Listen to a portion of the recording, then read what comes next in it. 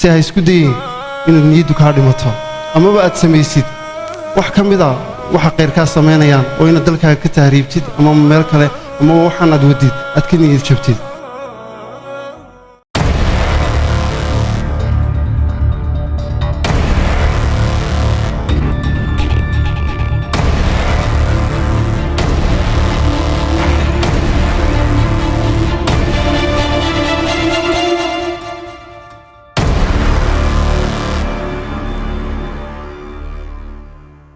teknolojiyaddu waa nidaam casri ah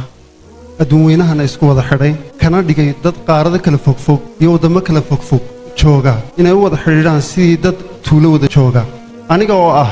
mulkiilaha iyo maamulaha guud ahna aasaasaha suuqa Saami online waxaan ugu jecelahay moobilka Samsung Galaxy S3 kaasoo ah ka kaliyaata marka qalab la sheegayo elektrooniga garabka soo qabtay marka laga imaado garab qabashada Ilaahay iyo sidoo kale ducada waalidkay waa maanta halka aan taaganahay soo gaarsiiyay waxaan jiray 12 jir markii shaqadii aan ka shaqeynayay galab kamid ah anoo shaqadii ku jira 2014 bishii 8 uu ii wacay maamulihii uuna ii sheegay in shaqadii ama mashaariicdii xafiiska taale NGO-gaan ka shaqeynayay ay dhamaatay ay tahay oo ama shaqadii laga fasaxayo aan haystana muddo usbuuc kaliya taa sidii aan shaqadaas aan kaga gabagabaysan lahaa ama aan kaga tagi lahaa kadib waxa dhacday fikir iyo calooliyo ayay galay iyo murugo anoo ka fikiraya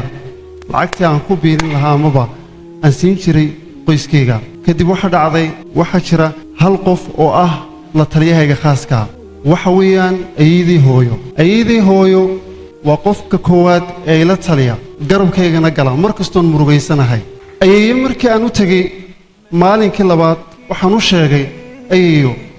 xaalad bay la soo gudboonaatay shaqadiina waxa la igu yiri waa laga fasaxay hal usbuucna wad haysataa mana garanaayo qof qaraabakiil igu geeyay shaqooyinka mana garanahayn qof garabkayga ah oo la igu ixtiraamayo shaqo weynahay oo la oranayo shirkadahaas markaad uu ku geeyo shaqo ku siinaya maxaan sameeyaa waxaan sameeyaa ma garanayaan ku yiri waqti badan kuma qaadan ayeeyo inay iga jawaab celiso cabashadan watay waxa ii sheegtay ayeeyo wiilkaygiyo hal mid ma sameyn kartaa ma sameyn karaysaa waan ogahay inaanay lacag aanad haysanin laakiin ma sameyn kartaa hal wax lacag ka soo geliso si lacag aanay kaaga baxay oo u dhigantaa hodan noqo hanti la'aan waxaan yidhi ayeeyo talo waxaas muxuu noqon doonaa laakiin waan ka fikirayaa hal usbuuc ayaan ka fikirayay halkii usbuuc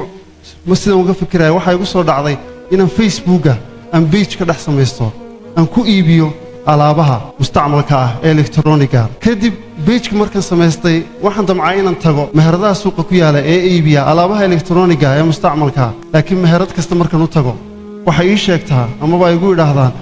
damiinna ma wadatid xafiisna ma lihid midda kale aragtideedu qaabkan maanta u eegahan heer caalamigan aan u eegahay uma neekeen markaas waxa ii sheegaan inaanay alaabtooda igu aamini karin ana waxaan yidhi tugbad hagtii buu rogmadaayay hal mid samee waxaad ku tidhaahdaa sawiraanta alaabtu kaliya taan ka qaado kadib sawiraantiina aan ku soo boosti gareeyo Facebook page-ka markaan soo dhigo page-ka dadka iga soo iibsada idinka toos aan idinku keeno waxay yiraahdeen haday sidaa tahay waayahay waan sameyn jiray sidii ilaahay baa mahad uga sugnaatay alaabtiisii baa laga iibsanay qof kasto iga iibsadana meheradii alaabtu taale ayaan geenay iyaga oo ma kadib intaa kadib aan ka helayo mushqaayad yar kadib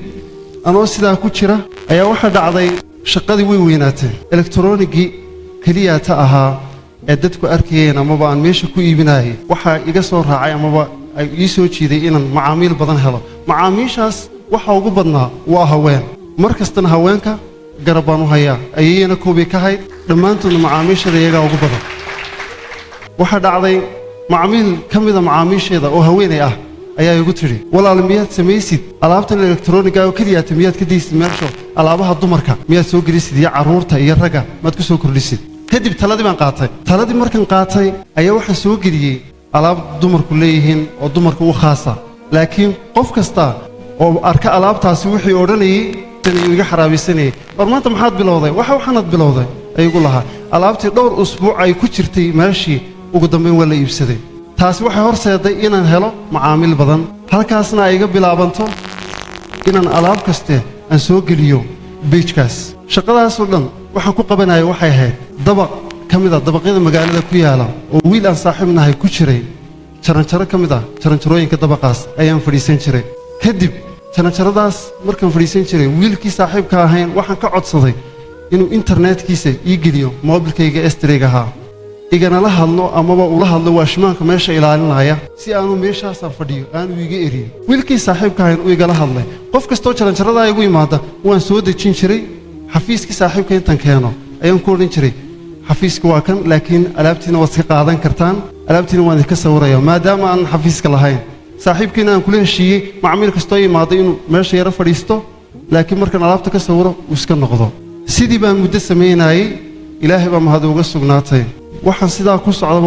socdo on jaranjaradaa fadhiisto waxaa dhacday wiilka aan saaxiibka ahayn dhaqaala darro amaba uu iskaga bixin kari waayo xafiiskii inuu la kulmo dhowr bilood ayaa meeshii uu ku lacagteedii lagu yeesho xafiiskii kadib waxaa lagu yidhi ka bax alaabtana waad kaga tegaysaa ilaa aad lacagta keenaysa wiilkaan saaxiibkan ahayn sidii buu kaga tegay xafiiskii internetkina waa bakhtiisay ila waaba xafiis xidhane ninka fooqa ka mas-uulka ah oon is arki jirno oon is-indhagarannay ayaan ka codsaday war walaal waad aragtay inaan halkan xoogaa fadhiisan jira halkan baan bariiskayga ka dhacsan hal midii samee oo xafiiskii saaxiibaday aan ku shaqaysto ay ii oggolow wuxuu igu yidhi waan kuu oggolaanayaa laakiin shuruuddaasi waxay tahay inaad albaabka hoosta ka soo xidhatid wixii xafiiskaa ka maqnaadana adigaa lagugu leeyahay inkastoo shuruuddu adkayd maadaama ay tahay inaan albaabka hoosta ka soo xidho macaamiishayda inta ugu badanna ay tahay haween haddana waan oggolaaday waxaan ku yidhi waayahay waan samaynayaa sidii ayaan sameeyey hoostan ka xidhan jiray xafiiska waxa dhacday sidan ugu shaqaysanayay maalmaha ka mid ah ayaa haweeney ayaa ii timid maadaama uu sharciga diinteennu aanu bannaynay laba qof ajnabi inay qol ku wada jiraan kadib waxaan goostay inaan albaabkii ballaqo laakiin nasiib darro waxaa igu soo beegmay ninkii meesha mas-uulka ka ahaa markuu macmiilkii iga baxay uu arkayna albaabkiioo furan ayaa intuu yimid buu yidhi saamiyo ballantood ka soo bixi weyday iskaga soo bax xafiiska furayaashana keen laakiin waan u cudurdaartay waxaan ku yidhi hawshaas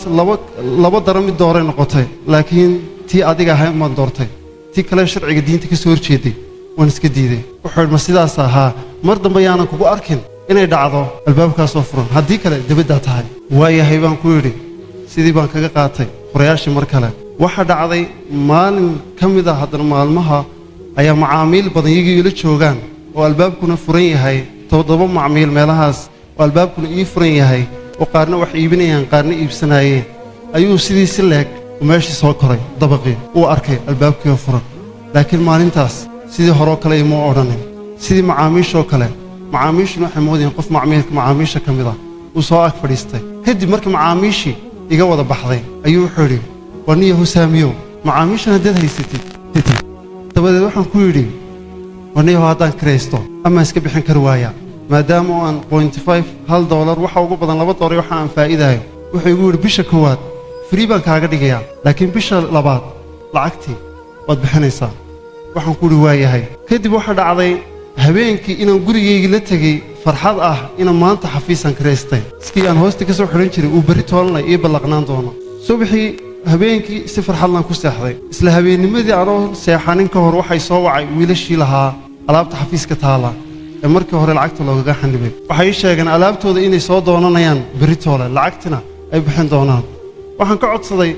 inay ii daayaan alaabtooda muddo bil ah maadaama aanan haysan alaab aan xafiiskana kiraystay waxay yidhaahdeen maya alaabteeda waan qaadanaynaa subaxii xafiiskayga waxaan ku soo kallahay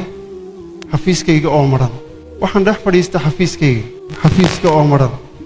kadib maa niyad xumaanin intan meesha ka soo baxay tugbataagtii buu rogmadaabay tidhaahdaa soomaalidu ayaa bakhaar ka mida bakhaarada ku xiga xafiiska intan tegey ayaan ka codsaday inuu isiiyo kartoon si aan ugu fadhiisto aan uga dhigto waxaan ku fadhiistoon boodhkiis kaga celiyo maalintaas may jirin maalin aan ka niyad wanaagsanaa aanan kaga kalsoonaa waxaan wado inay meel gaadhayaan kadib sidaa waxaan ugu fadhiyey muddo laakiin waxay gashay inaan aado 2 shirkadood ee deymaha dhaqaaleed bixiya